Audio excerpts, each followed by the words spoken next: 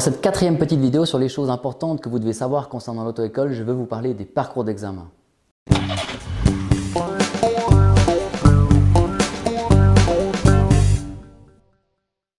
J'aimerais introduire cette partie en vous racontant une petite anecdote. Un jour, une personne me téléphone pour son fils qui voulait obtenir son permis. Il me demande combien d'heures de conduite seraient nécessaires pour faire l'ensemble des parcours d'examen dans la région de notre service des autos. Je lui ai répondu que pour faire l'ensemble des parcours d'examen, il lui faudrait compter au moins 30-40 périodes de cours. Mais par contre, en une dizaine de cours, si son fils maîtrise déjà les bases de la gestion du véhicule, il serait possible de lui enseigner une grosse partie des techniques qui lui permettraient de gérer n'importe quelle situation.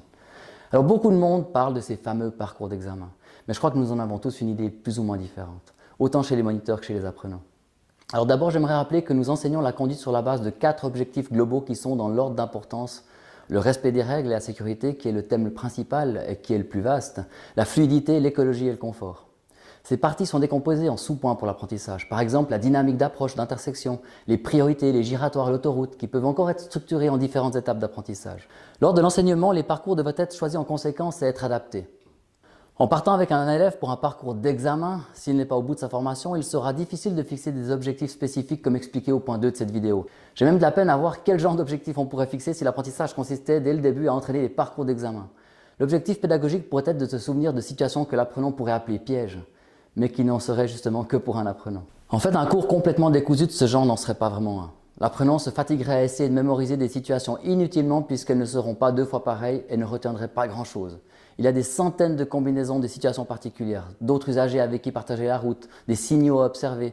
Les moniteurs enseignent des techniques pour les gérer et non pas des situations particulières. Vers la fin de la formation, lorsque chaque partie a été apprise, les moniteurs font des parcours dits complets ou d'examen. À ce moment-là, l'objectif est de gérer l'ensemble des situations rencontrées grâce aux automatismes et expériences acquises en circulation, sur l'autoroute et lors des manœuvres, et ceci pendant les cours de conduite. Alors ce mythe des parcours d'examen et des pièges tendus par les experts a probablement été généré par ces quelques personnes qui sont convaincues que les experts cherchent à planter des futurs conducteurs dans des sens interdits. Et à ce sujet, je reviendrai plus tard sur la fonction des experts. Mais c'est clair qu'ils font ça, quoi. Moi j'ai un pote, l'expert, il a dit vous prenez la prochaine à droite, puis là il y avait un panneau qui disait qu'il ne pouvait pas aller, quoi. Alors l'expert, paf, il plante sur les freins, quoi.